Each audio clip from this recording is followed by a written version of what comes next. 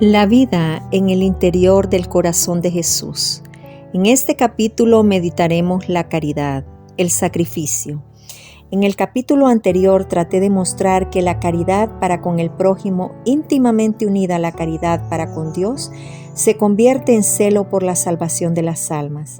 Dije también que para hacer el bien a las almas, el gran medio es el sacrificio, alma del apostolado o instrumento del celo, eficacia de toda actividad. Por consiguiente, no se puede hablar de la caridad sin hablar del sacrificio, porque el sacrificio es el complemento natural del amor y en especial porque es una de las formas como podemos consolar a nuestro Señor, participando de sus dolores, sobre todo de sus dolores internos, cosa propia del espíritu de la cruz. Notemos cómo el sacrificio cuyo emblema es la cruz fue elegido por Jesucristo, muy de propósito para realizar sus designios y cumplir su misión, para que fuera el instrumento de su actividad, el lábaro de su reinado, el símbolo de su doctrina. El autor de la carta a los Hebreos dice de nuestro Señor que habiéndosele propuesto el gozo, eligió el dolor.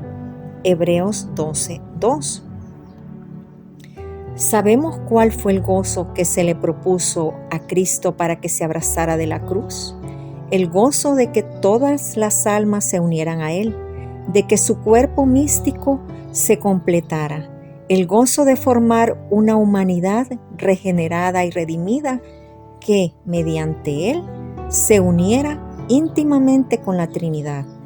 Tal es el gozo de Jesús, su gozo cumplido y perfecto, y para alcanzarlo, para realizar este ideal, eligió como medio la cruz, de manera que para que se consumara el misterio de Cristo, del cual he hablado tantas veces, el medio elegido fue la cruz, porque en ella se resumen todos los medios y está toda la eficacia de todos los recursos que se han empleado y que se pueden emplear para conseguir el ideal de Jesús, para alcanzar el gozo cumplido de su corazón. Ese mismo texto del apóstol nos hace comprender mejor lo que ya dije. Ayudándole a realizar su empresa, lo consolamos, porque nuestro Señor anda en pos de ese gozo perfecto, el gozo de que todas las almas se unan a Él, de que formen con Él una sola cosa y así encuentren su felicidad y glorifiquen al Padre. ¿No es natural que si le ayudamos a conseguir ese gozo derramemos el consuelo en su corazón? Ese gozo no está aún consumado, se consumará cuando el tiempo termine, cuando el último predestinado se una con Cristo. Durante el transcurso de los siglos se va realizando poco a poco. Para eso son los siglos, para eso la historia con todas sus vicisitudes, que a las veces nos espantan y a las veces nos admiran. No tiene otro fin, sino que Cristo realice su empresa y consiga el gozo que se le ha propuesto. Tal es el fondo de la historia humana.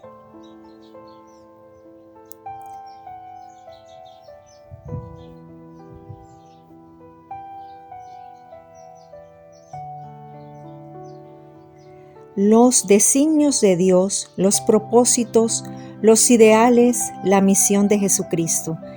Pero, si para conseguir ese gozo nuestro Señor eligió un instrumento especial, la cruz, no tenemos que andar buscando otros instrumentos para ayudarle a realizar su empresa, porque con frecuencia pretendemos corregir la plana a nuestro Señor y queremos ayudarle en su empresa, pero con los medios que a nosotros se nos ocurre y que nos parecen muy eficaces, lo que es una pretensión insufrible, puesto que nuestro Señor, con su sabiduría infinita, sabe cuáles son los medios más eficaces.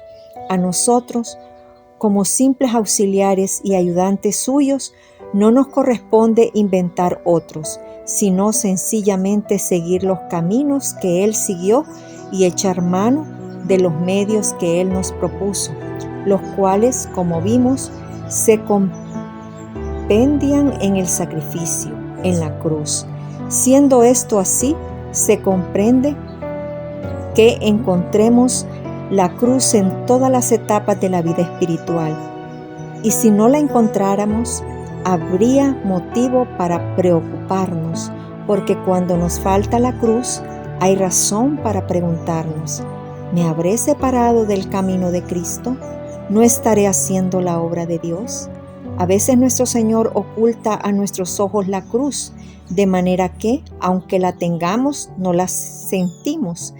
Pero realmente, lejos de que nos extrañe la cruz, lo que debe extrañarnos es no tenerla, porque en todas las etapas de la vida espiritual, repito, la cruz es el camino que nos conduce al cielo, el instrumento de nuestra santificación, el arma con que hemos de conquistar el reino de Dios. Por eso, sembrado de cruces está todo el camino de la perfección. Que se me perdone esta comparación familiar y hasta vulgar si se quiere, pero exacta. En el orden natural es una costumbre universalmente admitida que los hombres usen sombrero desde niños. Para los pequeños el sombrero es también pequeño y de forma especial a medida que van creciendo. Aumenta también la medida del sombrero y cambia su forma. Cuando llega a su medida definitiva, todavía la forma puede cambiar según las modas, pero toda la vida el hombre usa sombrero. Cosa semejante pasa en la vida espiritual. Toda alma necesita forzosamente llevar su cruz. Si alguno quiere venir en pos de mí, dijo el Señor, tome su cruz y sígame. Marcos 8:34. La vida espiritual es eso, ir en pos de Cristo. Luego la vida espiritual exige necesariamente una cruz. Esa cruz será pequeña para los principiantes e irá creciendo a medida que el alma adelante en la perfección. Podrá variar de forma según las diferentes circunstancias de las almas, pero no puede faltar. Así como ningún hombre se atreve a salir a la calle sin sombrero porque lo tendrían por loco, así nadie puede vivir sin cruz, porque dirían que no es discípulo de Jesucristo, que no va en pos de su Maestro. Si en el orden natural llegara a introducirse la moda de no usar sombrero, en el orden espiritual no puede introducirse la moda de no tener cruz, porque está reprobada por Jesucristo. Como una madre que va cambiando a su hijo el sombrero según la edad hasta llegar al definitivo. Lo mismo nuestro Señor nos va cambiando la cruz según las etapas de la vida espiritual. A veces nos deja mucho tiempo una misma cruz, a veces nos la cambia con frecuencia. ¿Y sabemos cuál es la última, la definitiva? La cruz interna del corazón de Jesús. Esa nunca la da en los principios de la vida espiritual, porque necesita ser preparada por todas las demás. Cada alma debe aceptar amorosamente sus cruces, sin andar pensando en las de los demás y sin inquietarse o impacientarse, porque Dios no le da esta a aquella cruz. Porque con frecuencia preferimos las cruces ajenas a la propia. Ordinariamente la cruz que más nos repugna es la que estamos sufriendo. No debemos envidiar a nadie su cruz, porque nuestro Señor nos la hace a la medida. Esta que tenemos ahora es la propia nuestra. Una mayor o menor no nos serviría en esta etapa de nuestra vida. Mañana nos dará otra, Pero actualmente la cruz que nos sirve, la que está actualmente a nuestra medida, es la que llevamos sobre nuestros hombros. Si comprendiéramos esto, no perderíamos el tiempo pidiéndole a nuestro Señor que nos quitara las cruces o las cambiara por otras. La que ahora nos da es la que ha de santificarnos. Después nos dará otra mejor. Las cruces mejores son las más pesadas, las más dolorosas, hasta que llegue la última, la definitiva, la cruz del corazón de Jesús. Es imposible describir toda la serie de cruces que un alma recibe durante su peregrinación por este mundo. Ni hay para qué, pero sí es conveniente señalar los caracteres generales que van teniendo las cruces en las grandes etapas de la vida espiritual. Primeramente, la cruz nos sirve para purificarnos, para quitar nuestros defectos. En la cruz del apostolado está representada por la cruz grande.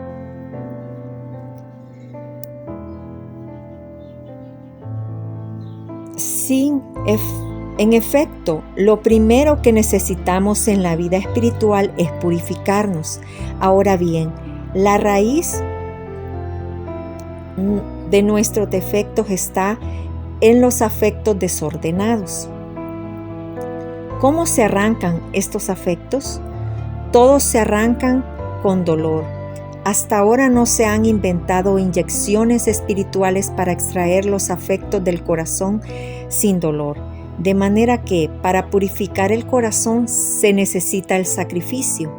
También se necesita para practicar las virtudes que van purificando las distintas regiones de nuestro ser. ¿Hay acaso alguna virtud que se adquiera y se desarrolle sin sacrificio? Las virtudes son como las flores. Es muy común la comparación casi vulgar pero exacta. Como en un jardín hay rosas, claveles y violetas, así en ese jardín del alma a donde viene a recrearse el amado, como dice el Cantar 6.2, hay una multitud de virtudes que esparcen su aroma, y cada una de estas flores tiene su estación y su clima especial. En cada etapa de la vida espiritual florecen con mayor lozanía ciertas virtudes, pero aun cuando cada una de ellas tenga su estación y su cultivo propio, sin embargo, todas requieren el riego del sacrificio.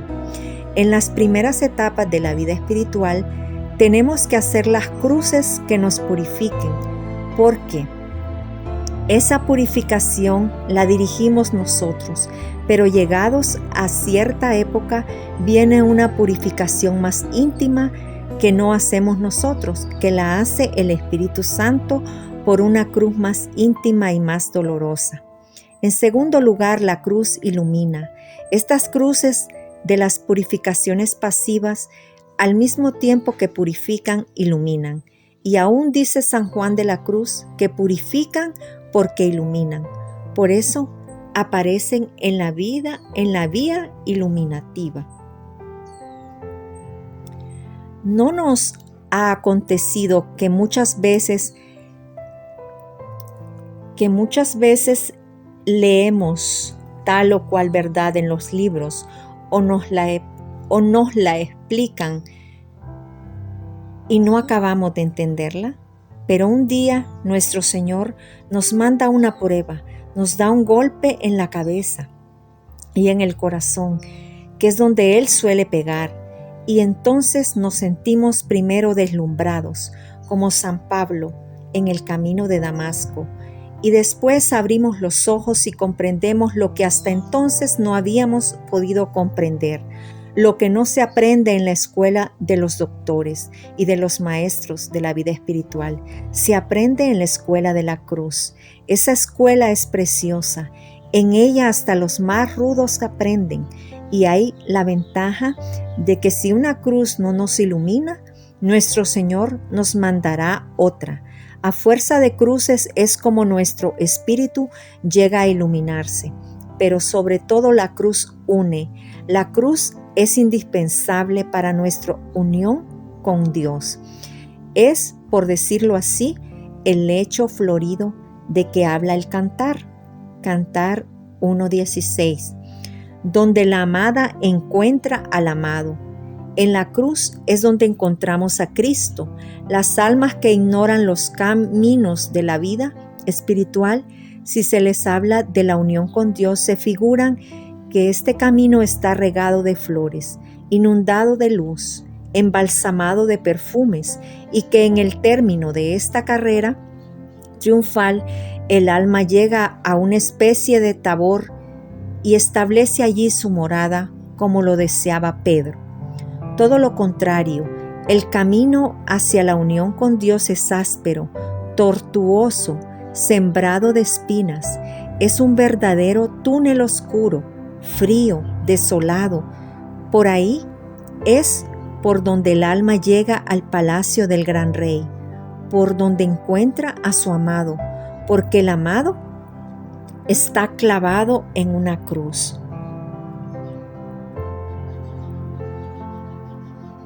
Aunque la unión con Dios es un verdadero cielo en la tierra, esa alegría celestial es fugaz, como la transfiguración de Jesús en el Tabor. Aunque el alma pida, como Pedro, permanecer allí para siempre, Jesús le dice que no sabe lo que pide, y por caminos ásperos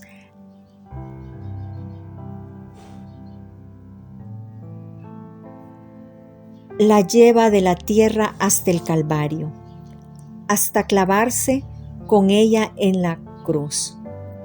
Porque el amor en este mundo está íntimamente unido con el dolor. Este enlace lo hizo Jesús al elegir la cruz. Por eso, nadie puede desunir el amor y el dolor. Lo que Dios unió, no puede separarlo el hombre. Mateo 19:6. A las veces pienso que el amor y el dolor no son cosas distintas. Cuando de un país lejano llevamos una flor a otro de distinto clima, esa flor en donde la trasplantamos es exótica y bajo el influjo del nuevo clima cambia de color, modifica su perfume y se le impone un nombre nuevo.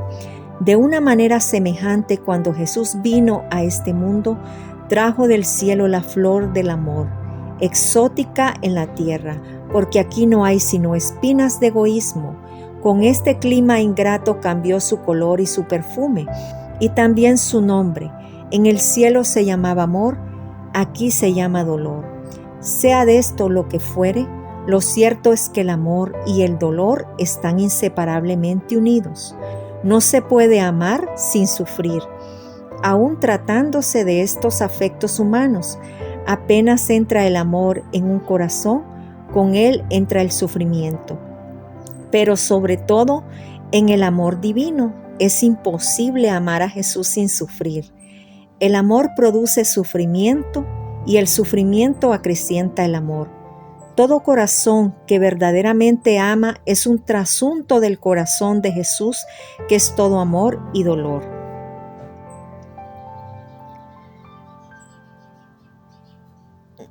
No vemos que aún exteriormente en el corazón de Jesús se confunden el amor y el dolor. Las llamas envuelven la cruz interna de la herida. Por donde penetra la lanza, salen llamas también. Todo el corazón de Jesús está envuelto en símbolos de amor y en emblemas de dolor. Si pudiéramos penetrar en su interior, veríamos que ahí, de una manera más íntima y misteriosa, se enlazan el amor y el dolor. Ese corazón es un océano de amor y un océano de dolor, y para encontrar la dulzura del amor es necesario pasar por la amargura del dolor. Por ese corazón se va al cielo, pero para llegar al cielo es preciso pasar antes por una escala de dolores misteriosos, por la cruz íntima, que es lo supremo de los dolores del corazón de Cristo. Por consiguiente, quien no quiera sufrir, que prescinda de amar, y ni así conseguiría su objeto. No tendría los dolores del amor, pero tendría los dolores del egoísmo, del aislamiento, de la soledad. En este mundo es preciso sufrir, o se sufren los dolores estériles de la tierra, o se sufren los dolores fecundos del corazón de Jesús. En resumen, el alma lleva la cruz primero para purificarse, después para iluminarse y finalmente para unirse con Dios. Pero todavía quedan otros matices del dolor de la cruz. Además del dolor que purifica, del dolor que ilumina y del dolor que une, hay el dolor que transforma. Después de la unión, el alma tiene que transformarse en Jesús. Para eso se une. La transformación es el triunfo definitivo de Jesús. Es la realización íntegra del misterio de Cristo en un alma. Es lo que Jesús ambiciona. Es el deseo íntimo de su corazón que expresó al Padre Celestial en la noche de la cena, cuando le dijo: Padre, que todos sean una sola cosa, como tú y yo somos una sola cosa, tú en mí y yo en ellos, para que todos sean consumados en la unidad. Juan 17, 21, 23.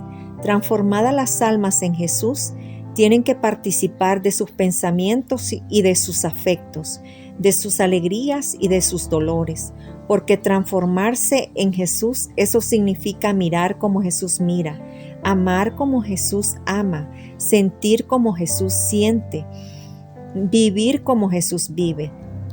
Primera de Juan 2:6. Por consiguiente, las almas transformadas tienen que participar de esos dolores profundos, amarguísimos que lleva Jesús en su corazón. ¿Cómo podríamos transformarnos en Jesús si no participamos de la esencia exquisita de su corazón? ¿Cómo entraríamos en ese corazón divino si no nos hundimos en el océano de amargura que ese corazón encierra? Transformarse en Jesús es perder de vista un poco los dolores de la tierra para entrar en una nueva región, en la región de los dolores arcanos, de los dolores mitad humana, mitad celestiales, en los dolores del corazón de Jesús. A fuerza de participar de los dolores de nuestro Señor, nos vamos asemejando más y más a Él. Nuestro corazón va tomando la forma, por decirlo así, del corazón de Jesús. La misma lanza que traspasa el corazón divino traspasa el nuestro. La misma corona los circunda. La misma cruz los corona. De manera que al transformarse en Jesús, nuestro corazón recibe las llamas del amor y al mismo tiempo las insignias misteriosas del dolor.